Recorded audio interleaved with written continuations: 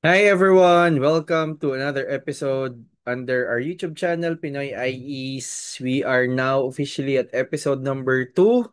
Ayan, and we are about to discuss effective root cause analysis for engineers, for IEs, every engineers, and pretty much virtually for everyone. Ayan. Again, I am Felix Concepcion Veroya, but most of my mentees and my friends call me Sir Lex, and I'll be sharing with you my experience and expertise when it comes to this thing called root cause analysis. Okay, so tara, tingnan natin kung bakit mahalagang aralin to, no?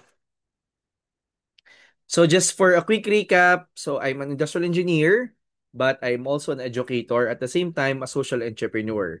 So I have been practicing for about 15 years already, and ang isa sa mga pinaka ginagawa ko talaga is to teach individuals and organizations on how to solve problems and to improve their processes as an industrial engineer. Ngayon, just to quickly share, we've been back here in the Philippines for a couple of days lang from our Kuala Lumpur, Malaysia trip. So yan yung mga pictures natin. That's my third time visiting the country. And si Kathy, it's her first time visiting. And then we have set meetings with Mereka, yung isa sa mga entity doon na sikat sa space din ng startups, and then with ASB, with Asia School of Business, which we are exploring some sort of partnerships. And hindi ko lang nasama dito, but I also run a workshop, design thinking, sa mga biology students ng University Malaya, the oldest public, I think public higher education institution in Malaysia, in Kuala Lumpur. So, nung nandun kami sa trip na yon, ito ka na nga. So, nakita ko to, sinend to sa akin ng ilang mga kaibigan ko at mga estudyante ko. At the same time, nakita ko din siya personally. This is, I think, in response doon sa nangyaring flooding sa Metro Manila because of the series of typhoons na dumating sa dito sa bansa, sa country natin, no? Yun na nga. So makita nyo dito yung challenges on the first column. Tapos may solutions. Ayan. So, nung nakita ko to, parang naisip ko, bakit ganun yung way nila ng paglalagay ng solution? Kasi pag binasa mo, kunwari, mag-example na lang tayo. Number one, clogged drainage and poor storm water flow. So, ang solution nila is declogging of drainage systems. So, kung tutuusin, this is an action that could somehow address yung clogged drainage. Tama naman. In a way, tama naman. Pero, parang pag inisip mo, pag diniklag mo yung drainage systems, so kumbaga parang sa next na bagyo, posible nga hindi naman nga siya mangyari na source ng problema bakit nagkakameron ng flooding. Pero yung kasing ginawa niya, when we do actions kasi, we do have two kinds of actions that we do facilitate. Yung una po, yung tinatawag nating corrective action. Ito yung, okay, may nakita tayong problema, hindi nangyaring maganda, gusto nating i-correct. Sabi nga sa mga term na ginagamit sa previous work course, you're stopping the bleeding. 'Di ba? Parang pag nisugat tayo, ipapatch mo para hindi tuloy-tuloy yung pag-flow ng dugo kasi baka mamaya maubusan ka ng dugo. Pero yon good lang for the time being. Yun yung corrective action. Pag sinabi mong preventive action, gusto mong ma-address kung bakit nagkameron ka halimbawa ng pagdurugo or nung sugat, no? So, hahanapin mo yung reason bakit ka nagkameron ng sugat para maiwasan mong magkasugat ka ulit. So yun po ang gusto kong i-point out dito sa session na ito or sa lesson na ito ng about effective root cause analysis. So, pero yun po yun, we have preventive at saka we have corrective. So gusto natin ma-in place din yung preventive action. Ngayon, balikan natin to mamaya, no? Bakit ba natin kailangan matutunan yung effective root cause analysis? Why do we even have to bother knowing that?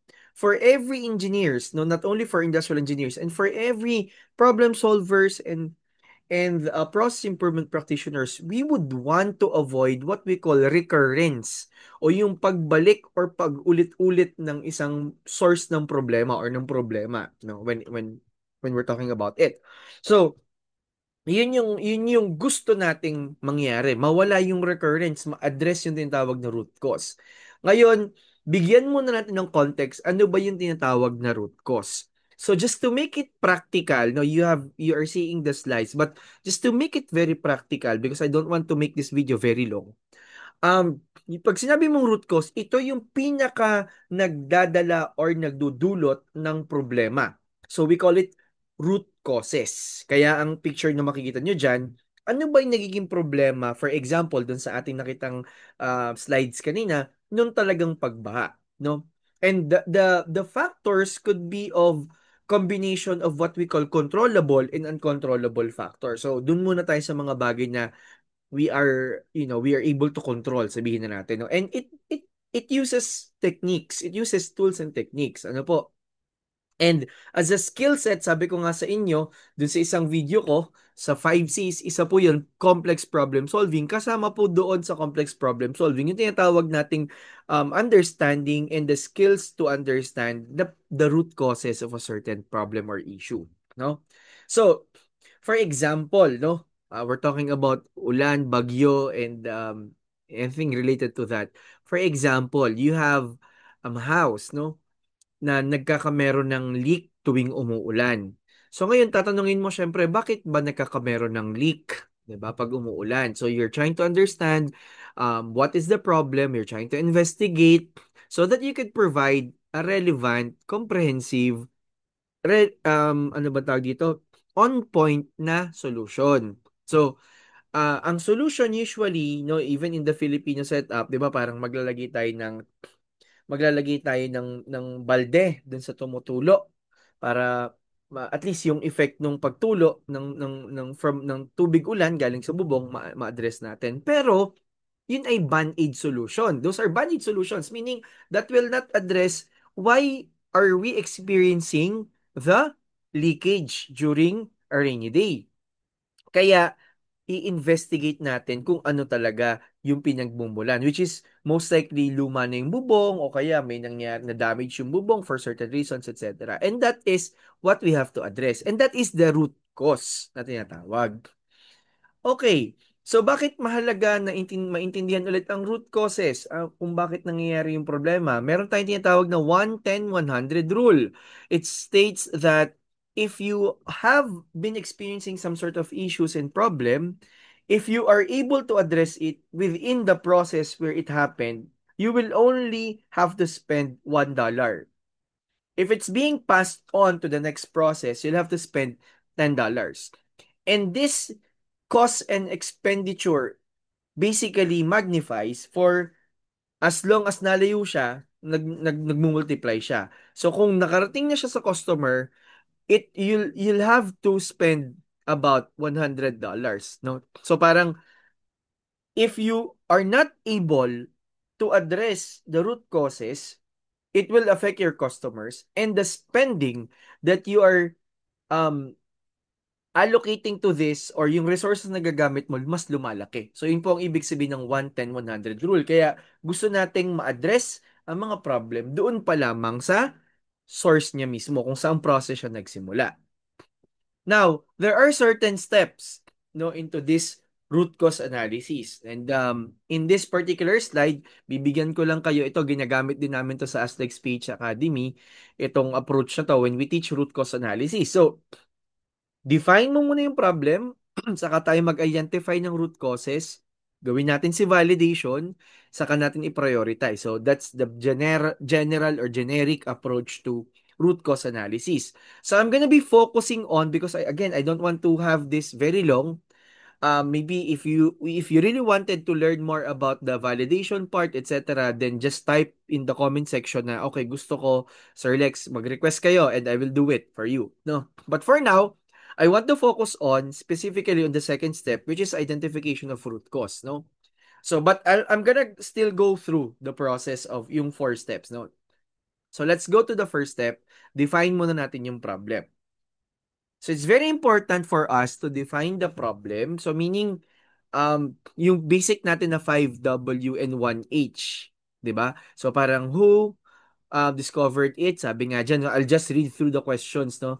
what exactly happened, ano yung series of events, yung chronological order ng mga pangyayari, kailan siya nangyari, saan nangyari. So we're talking about specific steps, how many, gaano kadami yung instances, how often, gaano kadalas, at ano yung mga resources na involved, no? So, this talks about really getting and investigating the initial information about the problem. So, for example, in the context of yung pagbaha, so madali natin makukuha yung information kasi readily available naman na. So, for those who are working naman in industries, no, either manufacturing or service, of course, we do what we call yung initial investigation so that we have some sort of a lead. Ano ba yung susundan natin para magawa natin yung further investigation o yung tinatawag mo na root cause analysis. When we are trying to understand what happened, it would be very useful if we know and understand what is called as process mapping. So, process mapping is basically you're trying to figure out paano nangyayari yung process, minamap mo siya, may mga symbols tayong ginagamit. Again, I'm not gonna dwell too much on this. If you want a tutorial on this, please just let me know.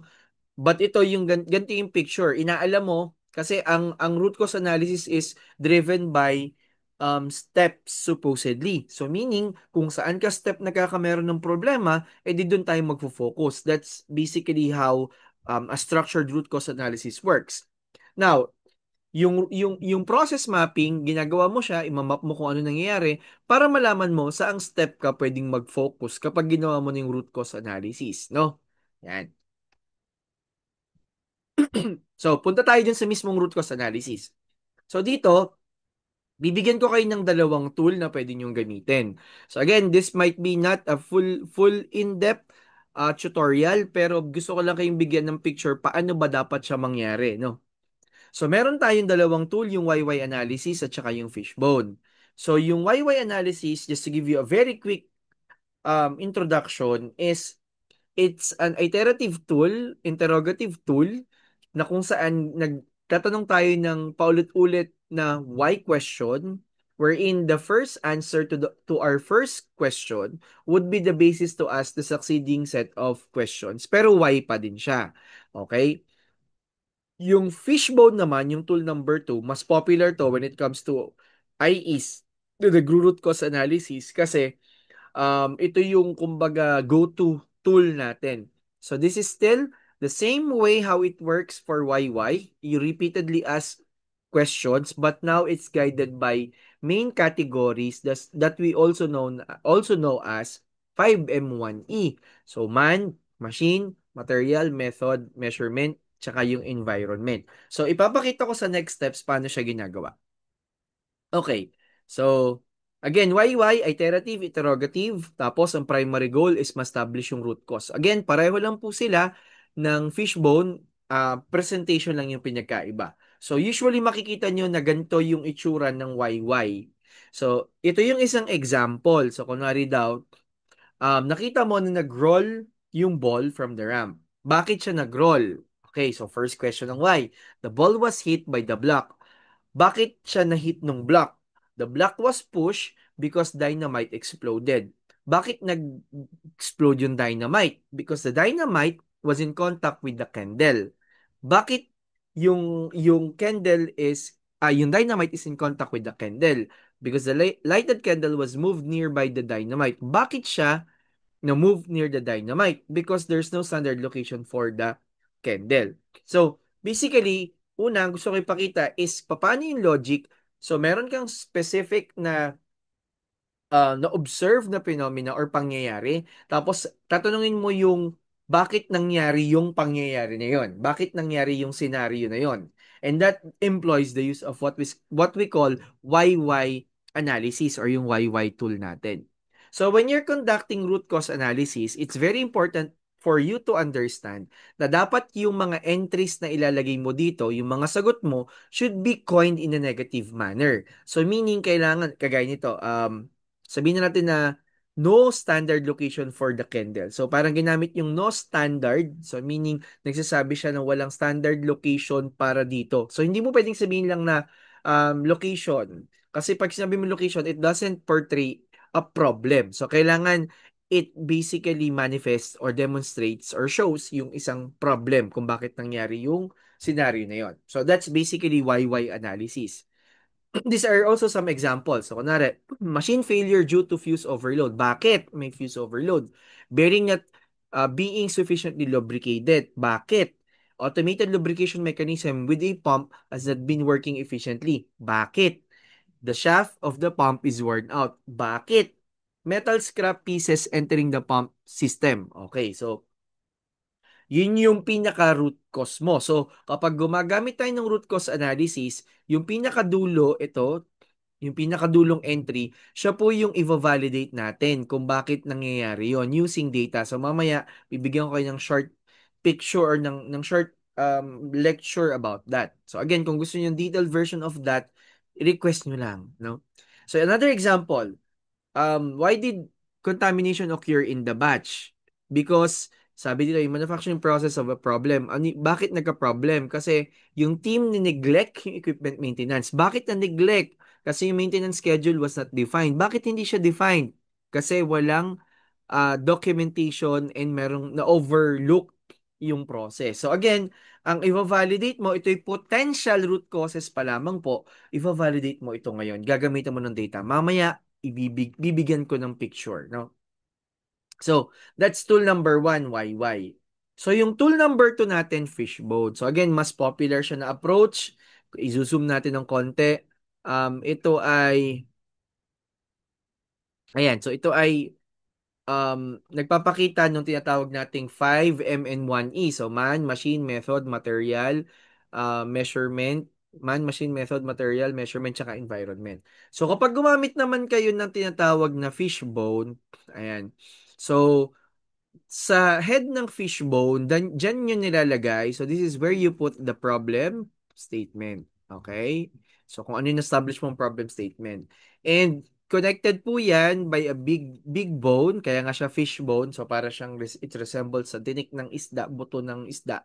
So, this is called the spine where the major categories are located. So, same lang din ng approach. Kapag tinong mo, kunwari, bakit merong flooding? Because of, let's say, um, measurement.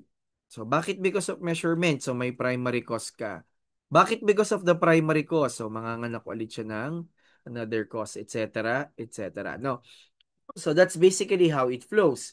Now, again, nare-remind ko lang po kayo, when we are doing root cause analysis, as much as possible po, lahat po ng entries naka-negative ang entry natin. So, dapat ay nagpapakita siya na merong problema. Kapag naman tiningnan natin yung categories, I would always suggest na hindi natin uunahin yung man. Ito po ay ipanghuhuli natin. Pumili na po kayo ng maalin dyan sa 5M1E, wag lang yung man.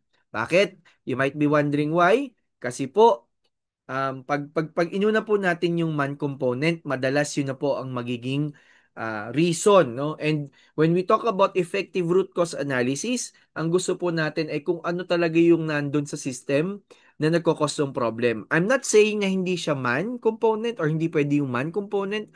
I'm saying from my experience, from what I've seen so far in the last 15 years, pag po na-involve yung man na po ang magiging pinaka-reason. Kasi nga parang nako-cover up tuloy yung pinaka-problema na systemic doon sa ating mga process. So, we would want to at least, kumbaga, deprioritize muna yung man, no?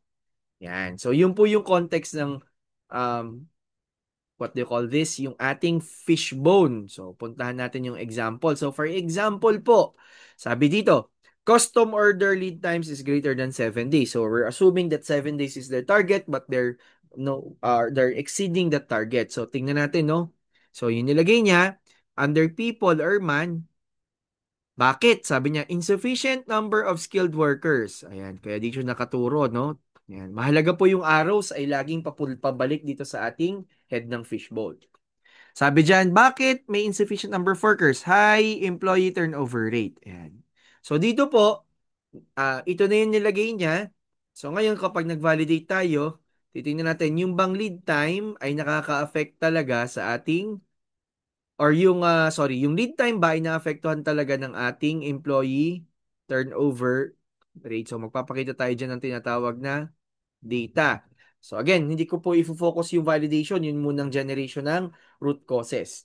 So tingnan niyo dito, lack of motivation, lack of maintenance. So ito may pwede pang ma-improve. Bakit may lack of maintenance? Yan, dapat medyo matanong pa natin yan, ma-drill down pa natin. Pero I'm just showing you kung paano siya ini-state, no? May mga no, may poor, may mga keywords. Material parts unavailable, low stock, long lead time. So this is like the proper way on how to state it, no? Yan. So dapat ganyan. So ganun din dito. Tingnan natin yung example na to, no? Overdue maintenance, nagkakos daw ng frequent machine breakdown. Inadequate training, lack of experience, poor adherence. So very good yung kanyang pagkakalagay ng mga entries. Merong demonstration na meron talagang problema, no? Ayan. So ano ba yung masasuggest natin ng mga best practices? Either you use Fishbone o kaya YY, pareho lang yon. I call them tools with different form but same function. Ito yung mga tips na kailangan tandaan para mas maging effective ang root cause analysis. Una, kailangan relevant. Ibig sabihin, kailangan yung mga questions na tinatanong natin, though why lang naman siya, kailangan tama pa din yung placement para ma-maintain natin yung relevance at hindi tayo maligaw kung saan saan, no? Just to maintain direction and relevance. Pangalawa, controllability.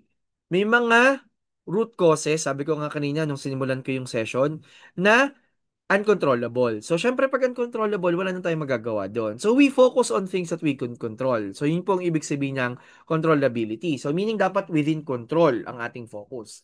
Pangatlo, scope. So, magkaiba po yung within control at saka yung within scope. So, when you say scope, minsan, nire-refer natin, or kadalasan, nire-refer po natin ang scope doon sa mga bagay na nasa saklaw ng ating project o ng activity ginagawa natin. So, kapag po yun ay naging out of scope, medyo mahirap na po yun, kagaya ng kapag wala siya sa ating control. So, kailangan i-make sure lang natin na yung mga lalabas na factors ay within scope. Or else, kailangan natin baguhin yung scope para mag-adjust dun sa mga nakita natin or yung mga naging findings natin. At para sa akin, ito po ang pinakamahalaga, yung validation. So, when you say validation, so ibig sabihin nito, kaya bang ma-validate ng data? Kaya bang tumbasan ng data or tapatan ng data yung aking tinatawag na potential root cause? So again po, ito po hindi pa mga validated root cause. Ito po ay potential. So meaning, hindi pa natin sigurado, wala pa tayong evidence na nagsasabing totoo ito. Hypothesis, kumbaga. Kaya, kailangan nating tapatan siya ng data para masabi natin kung valid or hindi valid. So ito po yung masasuggest ko na guidance niyo when you are doing root cause analysis. Ano po? Kailangan relevant, may controllability, within scope, at saka ma-validate using data. Ngayon po, again, yun po ay dalawang tool, no? YY analysis tsaka fishbone diagram. Ngayon, pagdating sa validation, may dalawang level po ng validation na pwede. Again, hindi ko po ito i-focus ngayon. Ang pinaka-focus ko lang po dun sa primer natin, kung may natutunan kayo so far, ay yung ating generation pa lang ng root cause. Ngayon kapag, sorry, medyo mali yung ano dito, i-edit ko na mabilis ha. So, kapag tayo nagro-root cause analysis, dapat ang focus natin ay or kumbaga parang ma-make sure natin na tayo ay makakapag um, validate, no? Hindi yung kung ano yung lumabas dun sa tool na pinakita ko sa inyo kanina, hindi pa yun, no? Kailangan pang i-validate. So, unang validation is graphical analysis. So, gagamit lang tayo ng mga graphs like scatter plot, box plot, run chart or time series. What else? And histogram. So, yung mga charts na pwedeng makapagbigay sa atin ng confirmation or validation na oo nga, nakaka-apekto nga yung factor na to doon sa ating problema. Yung level 2 po natin, yung statistical analysis. So, kung nag-take ka of course, ng statistics na subject, kahit pa anong field ka ng engineering or program, dito po ginagamit yon, no? Sa space or sa area ng problem solving process improvement, dito po sa part na yon, validation. Pwedeng mag-conduct ka ng hypothesis testing, ANOVA, correlation regression, and even design of experiments. So if you want a tutorial on the tools, please just comment it para at least alam ko kung ano i-content ko na sunod. So, yun ay depende pa sa data na meron ka at sa data ng Y at X na tinatawag o yung problema mo na Y at saka yung factors na nakita mo na posible nakaka-apekto dun sa problema mo, yung X. So, yan po, pwede nyong i-pause, screen capture, tingnan paano ba siya nangyayari. Yan, bigay ko yun sa inyo dyan. Tapos, part din ng tinatawag nating root cause analysis, yung mga pang-validate, pang-collect ng data, yung 7QC tools. Isa din ito sa napaka-importante na matutunan natin. Yung ilan dyan, na-cover natin dito ng bahagya, pero yung iba dyan, tingnan natin kung may magre-request, gagawa natin ng content. Yan, para alam natin kung ano ba ang kailangan ninyo, no? So, nakapag-define na tayo ng problem, nakapag-generate na tayo ng potential root cause. So, supposedly, nag-validate tayo using data. Minsan may pangangailangan din tayo na mag-prioritize, no? So, ang prioritization, pwede itong dalawang tool na to, pwede kong isuggest sa inyo. Una, yung Pareto chart, which operates based on the Pareto principle, which states that 80% po ng mga problema na meron tayo o ng problema na nararanasan natin ay accounted lamang sa 20% ng mga bagay na na-identify natin or ma-identify natin. Kaya ang tawag doon 80-20 rule. So, for example, kung meron tayong 10 reasons kung bakit tayo binabaha, 80% ng problema natin sa pagbaha ay accounted lamang sa dalawa o tatlo na mga reasons out of 10 mga reasons na na-identify natin. Ganun po nagwo-work yung Pareto Principle. Yung impact effort matrix naman or yung peak matrix, ginagamit natin to as a more practical tool. Nakikita natin, no, nile-leverage lang natin kung gaano kalaki yung impact kapag ginawa ko to or sinadress ko yung root cause na to, gaano kalaki yung effort na kailangan kong ibuhos or kailangan kong resources na kailangan kong ibigay para magawa ko tong yung solution na to. So, depende dun sa dalawang axis na yon, sa dalawang factors na yon. Syempre, mas gusto natin yung mga bagay na mababa lang ang effort pero mataas ang impact. So, ganun naman natin ginagamit yung pag-prioritize sa mga root causes gamit yung tools na ito. Again, for root cause analysis, no, as a primer, no, you have to define the problem, identify the root cause, validate the root cause, and prioritize. Kasi kung hindi, lalabas at lalabas na bumabalik tayo dun sa experience na nagkakameron tayo ng issues. Okay? Balikan lang natin ng mabilis. Based sa naintindihan at natutunan nyo so far, kung meron man, hopefully meron, di ba parang pag tinignan mo, clog, drainage, and poor stormwater flow. Pag yung solution mo, declogging of drainage systems, masyadong mababaw. Hindi natin nakuha kung ano ba yung nagiging reason, bakit nagkakameron ng clogging? Bakit ba nagkakameron ng reduced flow ng waterways? Bakit ba nagkakameron talaga ng non-operational pumping stations? Bakit may infrastructure blockages along waterways? Bakit may poor waste management? Di ba parang yun yung dapat dini-deep dive natin. Ngayon, nag-sample ako, no? Ito ay hindi tama ha. Ibig sabihin, hindi ko alam kung ano yung I'm not an expert in the work that they do there. Pero ito yung if I'm gonna put the logic of it, parang medyo sana ganito. Parang, for example clogged drainage and poor stormwater flow. Let's just simply use YY analysis. Bakit may drainage na clog? Probably because of accumulated solid waste and debris. Bakit nag-accumulate yung waste? Because people dispose garbage improperly into canals and drains. So, bakit nangyayari yung pag-dispose ng waste improperly? Because of weak enforcement of waste management laws and lack of public awareness. Bakit merong enforcement na weak? Because limited yung manpower and coordination between local agencies. Bakit limited yung coordination because there's no unified drainage maintenance plan across LGUs in Metro Manila. Again, sinampulan ko lang po ito at ginamitan ko na po ito ng AI. Hindi ko po sasabihin, hindi po ako tatago sa inyo, no? Parang nung niran ko yan, para maging portion, kasi hindi naman ako expert, 'di ba? Parang inano ko lang sige because I have trained AI for root cause analysis training. So tinesting po natin, no. So ganun din dito, no. Ayan, I'm not gonna go through pero pwede niyo picturean para example ninyo. Ayan. So ang point ko lang po ay ganito, no. Siguro as I end this particular episode and I hope that you have learned a thing or two, no, kahit medyo mabilis, no. Yung pagkuha ng root cause analysis, again, we're not focusing on people, but we're trying to figure out what failed in the system that we're using that allowed the fault to happen or allowed the errors, mistakes to happen. So sana ganun po yung thinking natin as we embark into a more effective problem solving. I'm not being political or whatsoever, no?